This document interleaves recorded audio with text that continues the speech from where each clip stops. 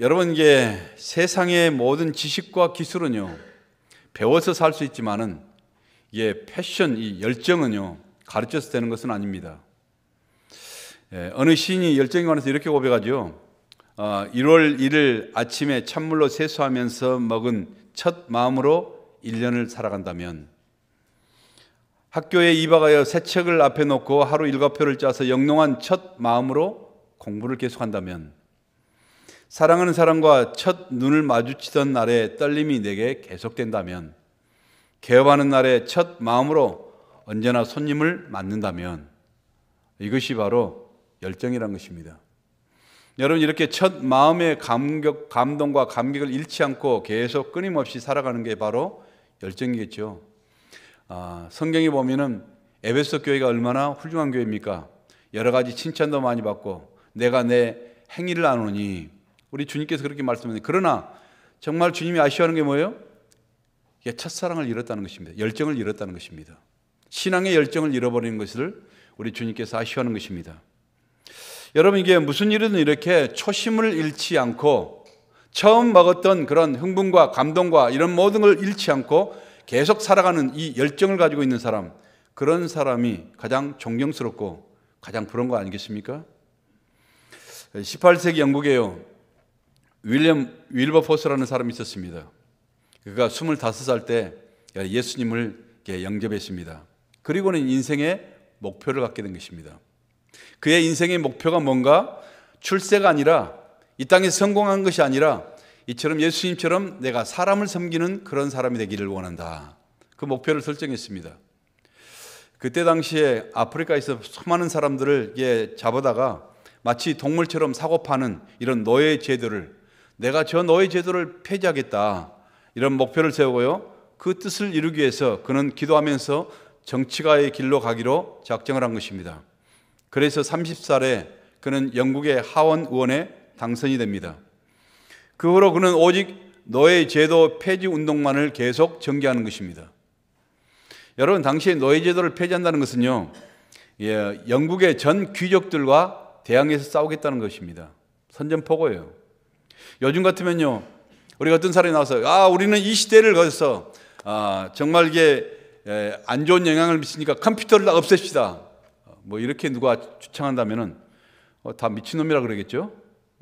마찬가지로 그 사람 미친 취급을 받았습니다. 엄청난 공격과 비난을 다 받았습니다. 그러나 그는요, 짐승처럼 고통 속에 죽어가는 영혼들을 더 이상 바라볼 수가 없어서 잠을 이룰 수가 없습니다.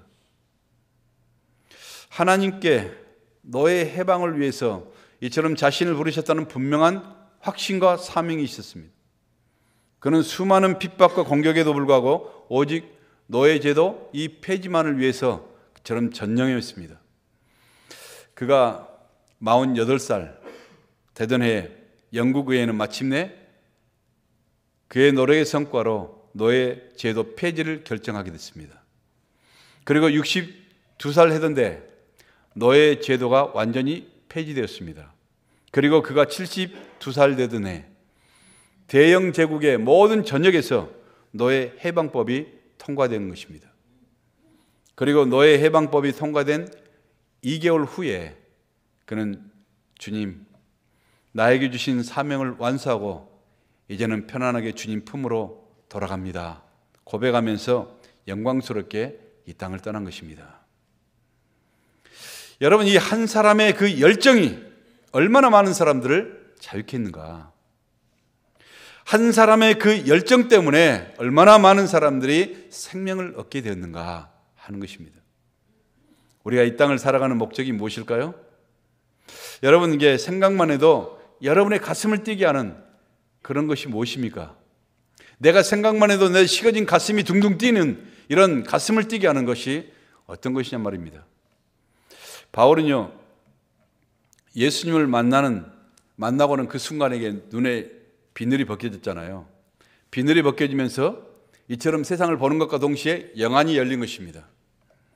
그래서 지금까지 자기가 내가 지금 죄에 묶여 있었고 이 세상에 이처럼 죄의 종으로, 사망의 종으로 지금까지 끌려다녔구나, 이 사실을 깨닫고 이제부터는 자기를 이 사망과 죄의 종에서, 죄의 속박에서 해방시켜 주신 바로 예수 그리스도의 사랑의 종이 되겠다고, 오직 그분의 뜻 가운데서 그리고 그분의 부르심을 따라 살겠다는 게 바로 인생의 목표가, 새로운 목표가 된 것입니다.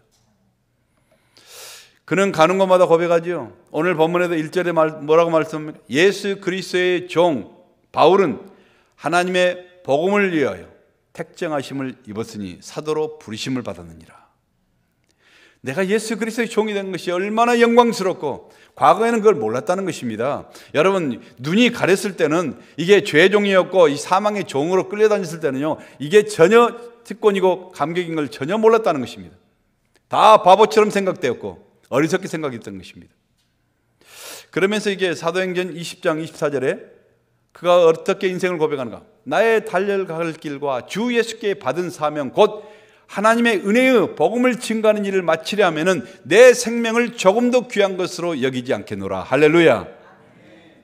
지금까지 자기 인생의 목표라고 생각했던 세상 것들, 그런 화려한 영광들, 하나님의 그 영광에, 엄청난 그 영광에 비교하다 보니까 다 먼지요, 다 부질없는 것이요, 다 배설물처럼 이 가치라는 것을 그는 깨닫고요, 하나님의 복음을 위하여 이제는 진짜 영원한 것을 위하여 내 심령 속에서 불꽃 같은 그런 열정을 가지고 사랑이 뿜어져 나오는 것입니다.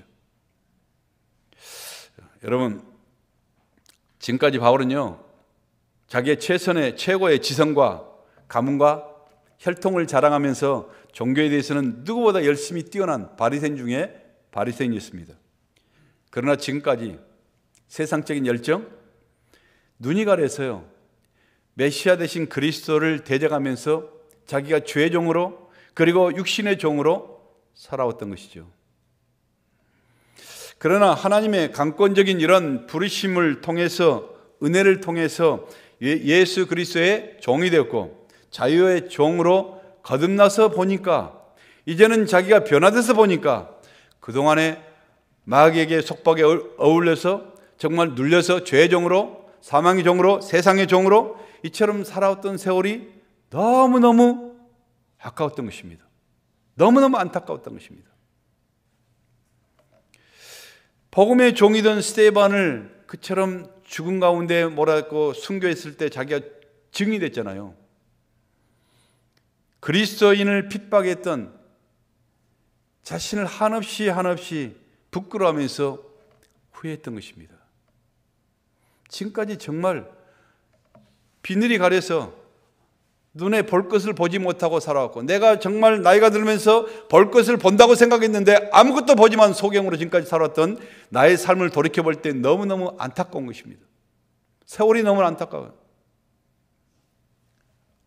또한 영원히 죽어 마땅한 나 같은 죄인을 불러주셔서 하나님의 일꾼 삼아주신 그 놀라우신 하나님의 은혜와 사랑을 생각하며 가슴이 벅차오른 것입니다. 그렇습니다. 이렇게 신앙은 뭐예요? 신앙은 바로 깨달음인 것입니다.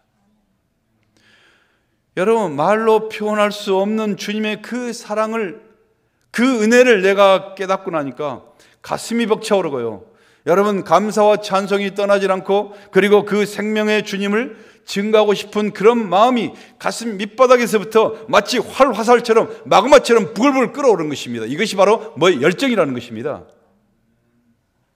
여러분의 가슴에도요, 이런 은혜와 바로 이런 깨달음과 감동이 밀려올 수 있기를 간절히 축복합니다.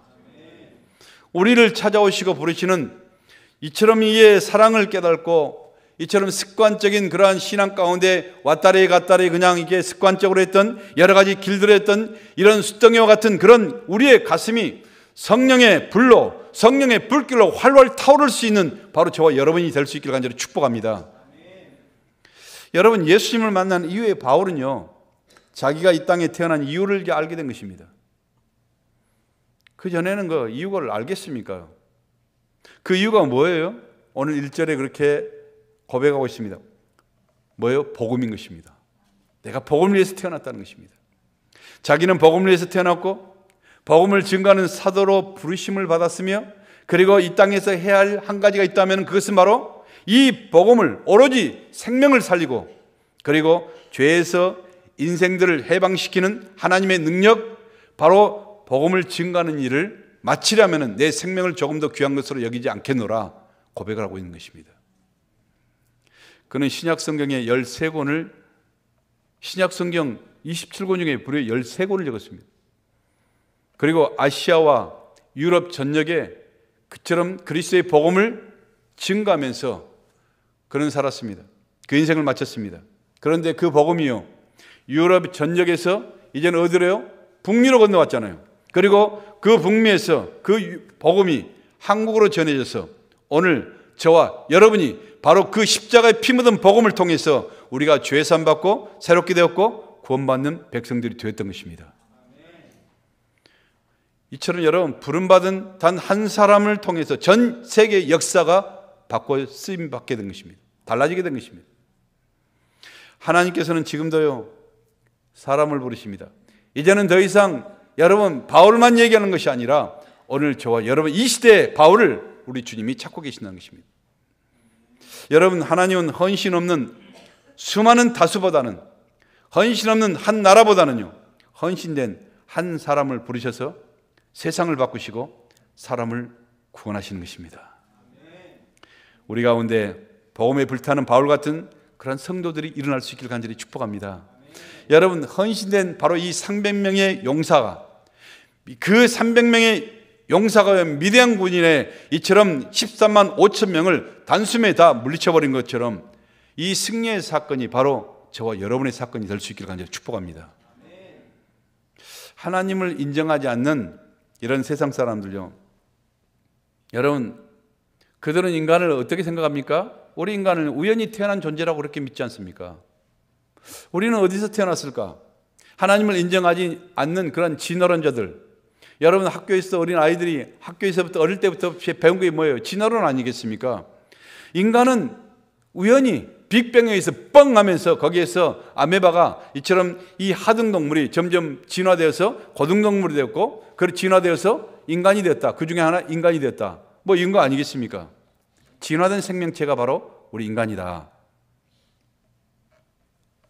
여러분, 우리가 이 우주 속에 이처럼 우연히 태어나서, 우연히 존재해서, 이처럼 아메바처럼, 아니 빅뱅처럼 뻥 하면서 우리 인간이 거기서부터 시작되어서 이처럼 점점 진보되어서 진화되어서 우리가 인간이 됐다면, 여러분, 우연히 존재한 그런 인간 속에 그런 의미가 있어요? 우연 속에 존재하는 것 속에 여러분 의미가 있다고 생각하십니까? 우연히 존재한 것은 의미란 것이 없어요. 여러분, 의미가 없는 인간 속에 가치가 있어요? 무슨 가치가 있어요? 우연히 태어난 거. 여러분, 가치가 없는데 목적이 있습니까? 목적이 없지요. 뜻이 있어요? 무슨 뜻이 있겠습니까? 그래서 여러분, 인생은 결국 무의미하고 무가치하고 목적이 없는 존재라면요, 그 결과는 뭐예요?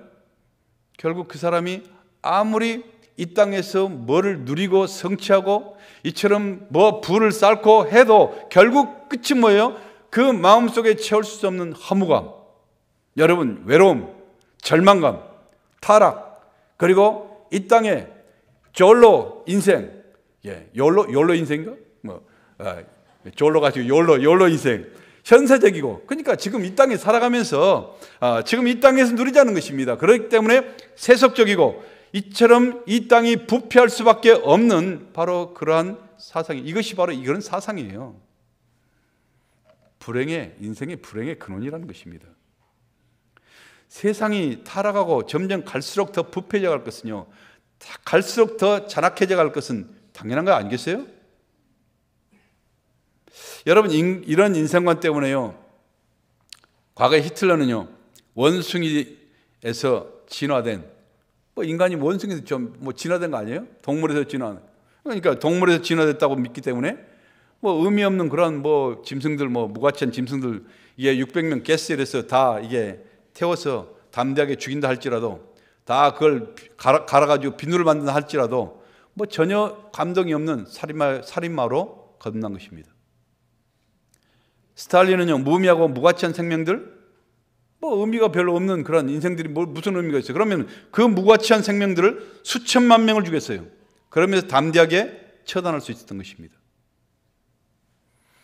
여러분, 지금도요, 이북에는요, 이처럼 사람들을 그렇게 가치 있게 생각해요? 그들이 굶어 죽든가 말든가 아무튼 이게 배부를 사람들 이게 자기들이 누리고 살아가면 끝난 거 아니겠습니까? 뭔가 이게 그러니까 이게 그처럼 비참한 인생으로 살아가는 것입니다. 많은 사람들은요 오늘도요 자신의 유익을 위해서는요 이런 사상을 가지고 자신의 유익을 위해서는 어떤 일도 서슴없이 하는 것입니다. 그래서 사람을 이용할 수 있고 사람을 해칠 수도 있고 사람 살인도 강도도 여러 가지 폭력도 서슴없이 자행할 수 있다는 것입니다. 여러분, 인간은 우연의 산물이라는 이런 마귀의 거짓 이론 하나 때문에 학교에서부터 사회에서부터 철저하게 교육받는 이런 훈련된 지성인들을 통해서 여러분 세상은 점점 더 타락해져 갈 것이고 점점 더 동물화되어 가는 것입니다. 세상이 이처럼 동물화되어 가는 거, 여러분 여러 가지 젠더 이슈가 여러 가지 모든 이런 것이 이처럼 놀랄 일이겠습니까? 그건 당연한 결과예요. 앞으로 상상할 수 없는 더 타락한 모습으로 치닫겠죠. 여러분 이런 사람들의 특징은요 뭐겠습니까? 그러면 그들의 존재 가치는 뭘로 느끼겠습니까? 그들은 세상에서 가치 있다고 생각되는 것들을 우리는 세상이 귀하다는 것들을 자기가 소유함으로 인해서 자신의 존재의 가치를 표현하는 것입니다. 그걸 인정받고 평가하려고 하는 것입니다. 여러분 세상에 중요한 게 뭐예요? 죄송합니다. 세상에서 가장 중요한 게 소중한 게 뭐예요? 돈이잖아요. 돈. 그렇죠? 그래서 목숨을 걸고 돈을 벌어야 되고요. 여러분 목숨을 걸고 출세를 해야 됩니다. 남을 짓밟고라도 올라가는 것입니다. 그 길만이 자신의 존재의 가치와 의미를 인정받는 방법이기 때문인 것입니다. 그러니 어찌 여러분들 한국에 보니까요, 세계에서 가장 그래도 이 인구 밀도 계속 지금도 아이를 이렇게 많이 낳는 이거 보니까 이스라엘이 넘버원이고 한국이 꼴등이에요 보니까. 한국이 이게 너무 아이를 안 낳은 것입니다. 근데 이런 사고 방식을 계속 가지고 있으니 어찌 한국 젊은 부부들이 마음 놓고 아이를 낳을 수 있겠을까? 여러분 과거에는요 가난하고 빽 없어도요 시골에 저희 살 때 마음껏 아이를 낳아가지고요 주로 보면은 뭐 웬만하면 8명 이상이에요. 우리 집도 이게 최소한 인구 8명 이상, 우리 옆집은요 9명, 그 다음에는 12명까지 있어요. 뭐 마음껏 이게 나는 것입니다. 그런데요 여러분 비록 가난하고 정말 이게 여러 가지 불편해도요 자녀들을 마음껏 낳은 그 자녀들 가운데요 정말 예수 믿고 열심히 공부도 하고 꿈을 키워서 나라를 이끌어가는 기둥들도 많이 있어요. 그런데 어느 순간부터 과학과 경제가 급성장하면서요 한국도 극단적인 그런 물질주의와 이기주의 문명이 한국을 덮죠. 여러분 돈 없고 빽 없는 사람들은요 자식을 낳아 길러도요 그 자식들이 학교에서부터 친구들 간에 3류 클래스 취급을 받습니다. 한국은 기가 막히게 클래스를 갈라버리잖아요.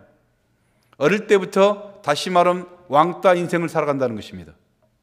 그렇게 살니요 어떻게 애를 낳아가지고 자기 애를 그렇게 왕따 인생으로 그렇게 3류 클래스 인생으로 그렇게 살게끔 만들겠습니까? 그러니요 여러분 애를 낳을 수 있어도 못 낳는 그런 형편이 되어버린 것입니다. 얼마나 폐단이에요. 애 낳으면 정부에서 얼마씩 보조해 준다. 제가 볼 때는 그런 정책 가지고는 절대로 해결될 문제가 아니에요. 근본이 뭐예요? 하나님을 인정하지 않는 불신앙적인 국민 정서가 문제라는 것이에요. 정말 답답하고 아프잖아요. 여러분 이게 경제가 발달되고 문명이 발달된 국가일수록 이런 것들이 점점 더 심해져 가는 것입니다. 우리나라만 그런 것도 아니에요. 뭐 제가 한국을 잘 나가보지 않아서 뭐 상황은 잘 모른다고 말할 수 있지만요. 안 봐도 당연한 과정 아니겠습니까? 결과는 뻔한 것입니다. 그런 문제를 빨리 파악하는 사람은 그래도 이게 빨리 아이들을 데리고요. 이처럼 이게 우리 이게 좋은 캐나다에 이민 오고 또 유학도 오고 막 오잖아요. 우리가 사는 이 캐나다 이 나라가요. 뭐 신앙이 좋은 건 아니에요 이제. 이 나라도 신앙 별로 없어요. 그런데 이 나라는요 문화적으로 이 처음부터 크리스찬 문화로 시작했기 때문에 문화적으로 문화 속에서 크리스찬 사상이 배에 스며 있는 것입니다. 여러분 생활 밑바닥에 깔려 있다는 것입니다. 그렇기 때문에 인권을 생각하는 게 우리 한국과는 좀 다를 수 있다는 것이죠. 그렇습니다. 결론은요. 여러분 소유에 대한 그런 욕심? 그게 우리 존재 가치를 인정해 줄 수 있습니까? 결코 우리는 만족을 줄 수가 없어요. 소유를 가지고 절대 우리 인간은 우리의 존재 가치를 인정할 수도 없고 우리를 만족을 줄 수가 없다는 것입니다. 여러분이 10에이크 땅을 사면은 만족할 수 있을 것 같아요? 조금 있으면 50에이크가 눈에 보여요. 50에이크 사면 그거 만족할 수 있을 것 같아요? 100에이크 가지고 있는 사람은 부지기수입니다. 그럼 100에이크가 만족해요? 1000에이크가 또 눈에 보이죠?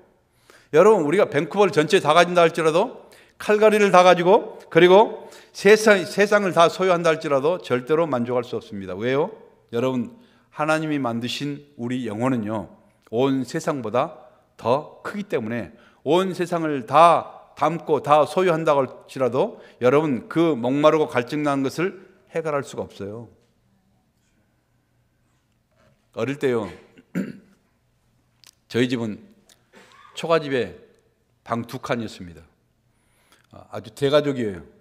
그런데 공평하게 나눠 자고 이불 하나로 한 방에서 5명이 부채꼴로 발만 집어넣고 그렇게 잠을 자는데도요, 항상 웃음과 노래가 끊이지 않고 행복한 가정이 있습니다. 근데 내 친구 집에 가니까요, 거기 2층 양옥집이에요. 독방에 자기 방이라고 하는 것이 따로 있어요. 그리고 거기 스프링 침대라는 것을 제가 처음 본 것입니다. 지금 보면 침대 같지도 않고 삐걱삐걱 하면서 이게, 근데 그게 얼마나 그렇게 부럽던지 이게. 근데 그때 사람들이요, 이게 작은 박스가 있는데 세상에 그 박스 안에서 사람들이 막 노래하고 춤을 추는 텔레비전이라는, 흑백 텔레비전이라는 것을 내가 처음 보고요, 너무 기겁을 한 것입니다. 세상에 이런 것도 다 있는가. 너무 신기했습니다. 가끔씩 학교 등굣길에 반짝거리는 그런 자가용에서 내릴 때 우리 모두는 숨을 죽이면서요, 정말 그 아이를 부러운 눈총으로 쳐다봤습니다. 우리의 도시락은 밥에까지 다 번져 있는 김치 국물에 멸치 쪼가리 몇 개. 근데 그 아이는요, 그때부터 소고기 장조림에 달걀 부침, 인생의 수준이 달라요. 이 아이는 얼마나 행복할까. 나는 참 그 친구가 부러웠습니다. 근데 어느 날 그 친구가 자기 집에 놀러 좀 가자고 여러 가지 막 얘기를 합니다. 그래서 그 친구 집에 놀러 가서 이렇게 이런 것을 보게 됐고, 그리고 근데 그 친구가 이게 얘기를 합니다. 자기는 내가 항상 너무 부럽다는 것입니다. 그래서 말도 안 된다 이게. 뭐가 그렇게 부럽냐? 그랬더니 이 친구가 하는 말이, 니는 남의 퍼시도 당당하게 말할 말 다 말하잖냐. 구김살 없이 마음대로 웃고 있고, 그리고 기침할 수 있는 것 네가 마음대로 기침할 수 있고, 나는 네가 한없이 부럽다. 얘가 또라니인가 이게? 이해갈 수가 없어요 이게. 알고 보니까요, 자기는 여러 명의 엄마들이 있고, 그리고 이복 형제들 속에서 자유와 웃음을 잃어버리고 싸움과 독설 속에서 기침 한번 마음껏 제대로 해본 적이 없이 그렇게 살아간다는 것입니다. 그럴 때 정말 보기 좋고 편리한 삶을 누린다고 해서 다 행복이 전혀 아니구나 하는 것을 알게 된 것입니다. 저는 지금요, 그때 그 친구보다 훨씬 더 편리한 집에서 살고 있습니다. 콘도라는 이게 스텝도 없는 엘리베이터가 쫙 올려주는 이런 편리한 집에서 그때 차하고는 비교도 할 수 없는 좋은 고급차에, 그리고 찌글찌글한 스프링 침대가 아니라 지금 소리도 나지 않는 고급 침대, 소고기 장조림은 있어도 잘 안 먹어요. 그런 호사스러운 생활을 누리면서 지금 살고 있어요. 근데 여러분, 그때보다 가진 게 많기 때문에 그보다 훨씬 더 행복하고 만족해졌나요? 행복은 그런 것과는 전혀 상관이 없다고 말할 수는 없어요. 그렇지만은 여러분, 그때보다 내가 더 훨씬 더 행복하다면은 그것은 소유 때문이 아니라 여러분 소망 때문이겠죠. 영원한 미래에 대한 소망 때문인 것입니다. 여러분, 하나님이 우리 인간을 뭐라고 이게 말씀하십니까? 어떻게 인간을 창조하셨다고 말씀하십니까? 우리 창세기 1장 26절부터 28절 우리 다 같이 한번 읽어보실까요? 하나님께서 우리 인간이 어떤 것인가, 인간의 존재가 무엇인가 한번 같이 읽어보게요. 시작. 하나님이 이르시되 우리의 형상을 따라 우리의 모양대로 우리가 사람을 만들고 그들로 바다의 물고기와 하늘의 새와 가축과 온 땅에 땅에 기는 모든 것을 다스리게 하자 하시고, 하나님이 자기의 형상 곧 하나님의 형상대로 사람을 창조하시되 남자와 여자를 창조하시고, 하나님이 그들에게 복을 주시며 하나님이 그들에게 이르시되 생육하고 번성하며 땅에 충만하라, 땅을 정복하라. 바다의 물고기와 하늘의 새와 땅에 움직이는 모든 생물을 다스리라 하시니라. 할렐루야. 여러분, 하나님께서 우리를 창조하실 때 어떤 모습으로요? 하나님의 형상으로, 자기들의 형상으로 우리를 창조하셨다는 것입니다. Likeness of God, 하나님의 형상으로 우리를 만드셨다는 거예요. 그래서 우리에게 뭐를 하게 했어요? 하나님께서 우리에게 무슨 사명을 주셨습니까? 땅을 충만하게 하고 땅을 정복하고 그리고 생물을 다스리는, 다시 말해 이 땅에 왕권을 우리에게 허락하셨다는 것입니다. 인간은 결코 우연히 생기는 존재가 아니에요. 나는 우연히 태어난 존재가 아니라는 것입니다. 여러분, 전능하신 하나님이 자신의 형상을 따라서 목적을 가지고 부으셔서 하나님께서 직접 창조하신 위대한 마스터피스, 바로 걸작품이라는 것입니다. 아멘. 우리의 삶에는요, 하나님의 뜻이 깃들어 있고 그리고 기대감이 담겨 있고, 이 땅에 우리는 존재해야 될 분명한 목적과 의미가 있습니다. 이 목적과 의미를 깨달으며 살 때 우리는 가치가 있고요, 여러분, 우리는 행복한 삶을 살아갈 수 있고 내가 살아갈 목적이 있고 의미가 있고 목표가 있는 것입니다. 우리는 하나님의 형상대로 창조됐기 때문에 여러분, 인간은요, 이 세상보다는 훨씬 더 위대하고 더 크다는 것입니다. 그러므로 세상을 것으로는요, 제 마음을 결코 채울 수 없어요. 여러분, 인간의 마음을 결코 채울 수 없다는 것입니다. 세상의 물질 가지고 우리가 어떻게 영혼을 채울 것이 있습니까? 여러분, 인간의 영혼을 만족시킬 것이 없어요. 예수님께서 한 영혼이 온 천하보다 더 귀하다고 말씀하신 것이 뭡니까? 우리 인간은요, 하나님의 형상대로 만들었기 때문에 온 우주를 다 담아도 결코 그 마음을 만족시킬 수가 없어요. 새 차를 사면요, 사람이 한 달간은 정말 행복가 돼요. 새 집을 살면은 3달간 정도는 행복한 기분이래요. 새 가정을 이루고 새 장가를 가면은, 새 장가, 아니 좀 말이 좀 이상한데, 첫 장가를 말해. 1년간은 그래도 행복하대요. 뭐 1년도 이게 잘해야 행복하지, 맨날 뭐 2달 전부터 뭐 싸운 사람도 있겠지만은, 그러나 그것도요, 뭐 신선하고 이런 것도요, 뭐 시간 지나가면, 조금 지나가면 다 그거예요. 몰라요. 익숙한 것은요, 별로 그처럼 익숙한 것이 없어요. 그것 때문에 행복이 지속된 거 아닙니다.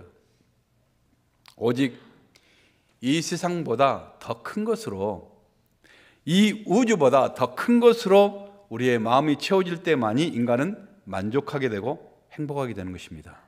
그럼 이 우주보다 더 큰 것이 뭐예요? 세상보다 더 큰 게 하나님밖에 더 있겠습니까? 그렇죠? 여러분, 천국에 소망밖에 더 있어요?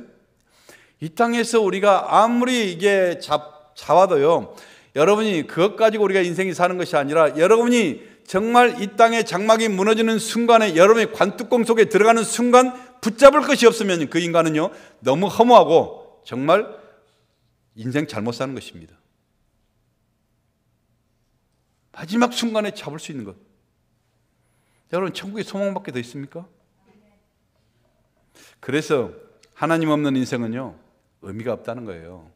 여러분, 가치도 없고, 지금 아무리 뭔가를 성취했고 아무리 뭔가를 모았고 붙잡았고 목적이 없어요. 여러분, 이 세상의 어떤 것으로도 만족시킬 수가 없는 것입니다. 오직 세상의 주인 되신 우리 예수님을 만날 때 텅 빈 공허한 우리의 영혼이 채워지고 변질된 우리의 인생의 목적이 회복되는 것입니다. 예수님으로 내 영혼이 채워지면요, 희망이 없던 사람들에게 희망이 돋아나는 것입니다. 여러분, 사랑이 없는 사람에게 사랑이 돋아나고요, 생명이 없는 사람들에게 생명이 돋아나고, 그리고 자유가 없는 사람들에게 이의 가치가 무엇인지 의미가 무엇인지 모르는 사람들에게 가치와 의미가 새롭게 새겨지기 시작하는 것입니다. 그래서 우리 예수님을 뭐라고 말씀합니까? 좋은 소식, good news라고 말합니다. 복음이라고 말합니다. 예수님의 이름이 누구예요? good news, 바로 복음입니다. 여러분, 죄에 묶여 있고 우리가 인간의 욕심에 묶여있고 세상에 묶여있는 영혼들을요, 우리 주님께서 구원하시고 자유케 하시는 바로 오직 하나님의 능력, 바로 복음뿐이라는 것입니다. 그렇죠? 우리의 삶을 아름답고 가치 있게 만든 것은요, 소유의 가치가 아니라 여러분 존재의 가치입니다. 우리의 가치는요, 우리를 창조하신 하나님과의 어디 속에? 관계 속에서 나오는 것입니다. 우리의 목적은 우리를 창조하신 하나님의 계획 속에서 나오는 것입니다. 그렇기 때문에 여러분, 사람은요, 온 세상을 다 소유한다 할지라도 내 인생에 대한 이처럼 하나님의 뜻, 하나님의 기대를 깨닫지 못하고 하나님의 관계가 회복되지 못한다면요, 허무하고 무가치한 존재로 살다가 사라질 뿐인 것입니다. 그러나 세상의 모든 것 다 우리가 잃어버린다 할지라도 하나님의 뜻, 인생의 목적을 알고 산다면 존귀한 사람, 소중한 사람, 영원한 사람이 되는 것입니다. 바울처럼 여러분의 영혼을 쏟아부을 수 있는 인생의 목표를 찾을 수 있길 바랍니다. 하나님을 만나심으로 소명의 사람들이 될 수 있길 간절히 축복합니다. 우리를 향하신 여러분, 하나님의 뜻이 뭔지 아세요? 하나님의 기대가 무엇입니까? 여러분, 오늘 6절 말씀 다시 한번 읽어볼까요? 자, 시작. 너희도 그들 중에서 예수 그리스도의 것으로 부르심을 받은 자니라. 아멘. 여러분, 이제는 더 이상 이런 바울만을 얘기하지 말고 바울이 어땠다는 것을 얘기하는 것이 아니라 이제는 바로 저와 여러분도, 너희도 예수 그리스도의 것으로 오늘 부르셨다는 것입니다. 바로 우리가 그리스도를 위해서 살도록 주님께서 부르셨다는 거예요. 오늘 이 시대에 우리가 살아가는 살아있는 바울로 저와 여러분을 부르셨다는 것입니다. 할렐루야 아닙니까? 우리 인간을 향하신 하나님의 원래의 뜻, 원래의 사명은요, 인간을 복을 주셔서 이처럼 이 땅을 지배하고 다스리고 풍족하게 하는 것, 풍성하게 하는 것. 그런데요, 우리의 인간의 첫사람 아담이요, 범죄하였고 그 죄로 인해서 모든 하나님과의 모든 축복이 다 파괴되어 버린 것입니다. 하나님과의 여러 가지 하나님께서 주시는 우리의 모든 영광이 다 끊어져 버린 것입니다. 하나님과의 관계까지 끊어져 버린 것입니다. 인간이 다스려야 될 세상이요, 오히려 세상이 우리를 지배합니다. 죄가 인간을 지배합니다. 마귀가 우리를 지배하고요, 세상이 불신으로 충만하게 되어버린 것입니다. 다 엉망진창이 되어버린 것입니다. 질서의 하나님이 이처럼 질서를 주셨는데 이처럼 인간이 범죄함으로 인해서 모든 걸 다 케이아스로 만들어버린 것입니다. 그러자 하나님께서는요, 그걸로 끝이 아니라 두 번째 아담 대신 바로 예수 그리스도를 이 땅에 보내셔서 모든 것을 다시 회복해 하신 것입니다. 첫사람 아담을 통해서 죄가 세상에 들어와서 모든 인간의 영혼과 세상의 모든 질서를 다 파괴하고 죄가 우리를 끌어갔다면 둘째 아담, 바로 예수 그리스도를 통해서 세상을 다시 회복시키고 세상을 다시 질서 있게 만드신 것입니다. 바울을 부르신 하나님의 목적은요, 바로 예수 그리스도를 통하여 하나님 나라가 회복이 되는 것입니다.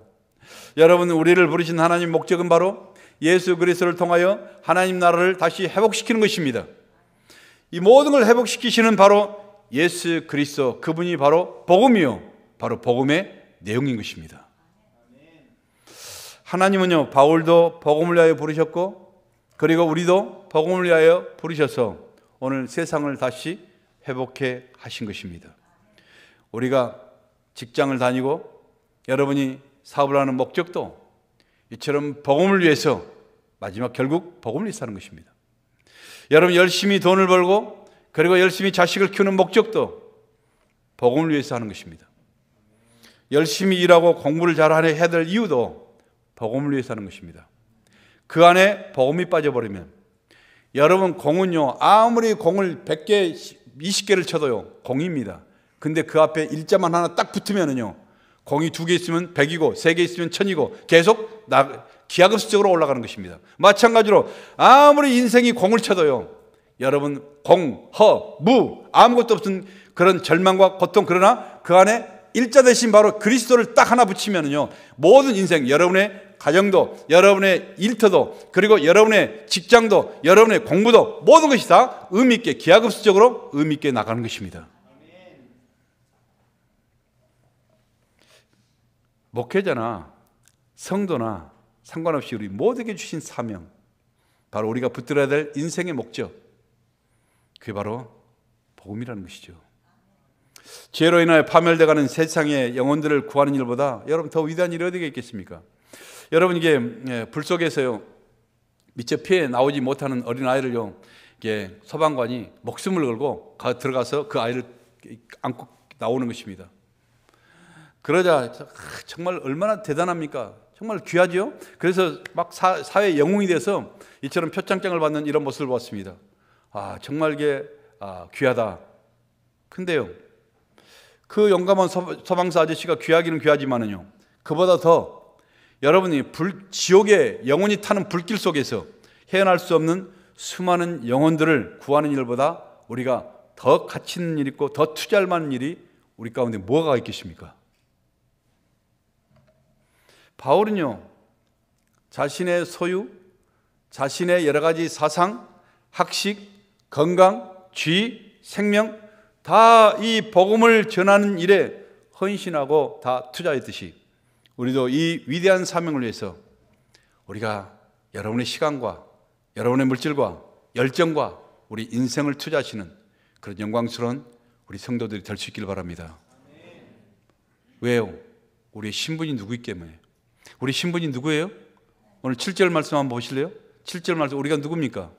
자, 시작. 로마에서 하나님의 사랑하심을 받고 성도로 부르심을 받은 모든 자에게 하나님 우리 아버지와 예수 그리스도로부터 은혜와 평강이 있기를. 하나님의 사랑하심을 받는 성도라는 것입니다. 하나님의 사랑하심을 입은 성도로서 우리가 부르심을 받았대요. 할렐루야. 감격 아니에요? 우리는 그냥 이 땅에 한평생 살다가 잠깐 반짝하며 살다가 그냥 사라지는 우연한 그런 존재가 아니라 하나님의 사랑을 받고 살아가는 영원한 존재라는 것입니다. 여러분, 우리가요, 시편 이사야서 49장 15절에 보면요, 한번 읽어볼까요? 시작. 여인이 어찌 그 젖먹는 자식을 잊겠으며 자기 태에서 난 아들을 긍휼히 여기지 않겠느냐. 그든 혹시 질지라도 나는 너를 잊지 아니할 것이라. 여러분, 세상에서 가장 위대한 사랑이 있으면 누구 사랑이겠습니까? 바로 엄마의 사랑 아닙니까? 어머니의 사랑보다 더 강하고 더 진한 사랑이 어떤 것입니까? 그런데요, 그 사랑보다 하나님의 사랑은 비교도 할 수 없는 그런 사랑이라는 것입니다.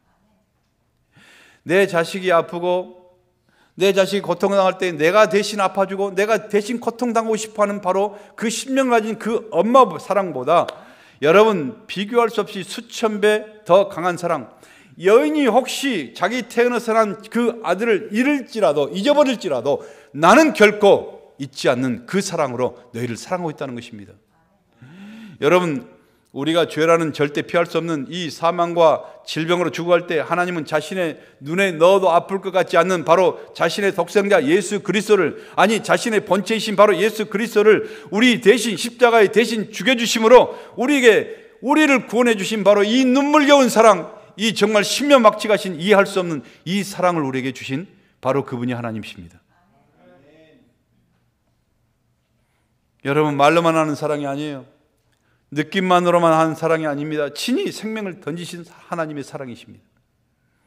때때로 우리는요, 하나님이 응답 없다고 불평하잖아요. 하나님, 내가 이렇게 기도하는데 하나님이 응답도 없고 침묵하시고, 하나님 살아계십니까? 안 계십니까? 계십니까? 뭐 여러 가지 의심도 하지만요, 여러분, 하나님은 단 한순간도 내가 졸지도 않냐고 주무시지도 않냐고 내가 너를 지켜보고 있다, 내가 너를 보호하고 있다, 우리를 보호하시는 사랑의 하나님이요 긍휼 하나님이요 은혜 하나님이라는 것입니다. 그분이 우리를 만지시고 우리를 뭘로 부르셨어요? 바로 성도로, 거룩한 백성으로 저와 여러분을 부르셨다는 것입니다. 땅도 하나님을 위해서 사용되면요, 거룩한 땅, 바로 홀리랜드라고 그렇게 부릅니다. 건물도 하나님을 위해서 사용되면요, 성전, 바로 홀리 템플이라고 부릅니다. 여러분, 사람도 하나님을 위해서 살면요, 살게 돼 부르면은 우리가 성도, 바로 홀리 세인스, 홀리 어셈블리라고 그렇게 부른 것입니다.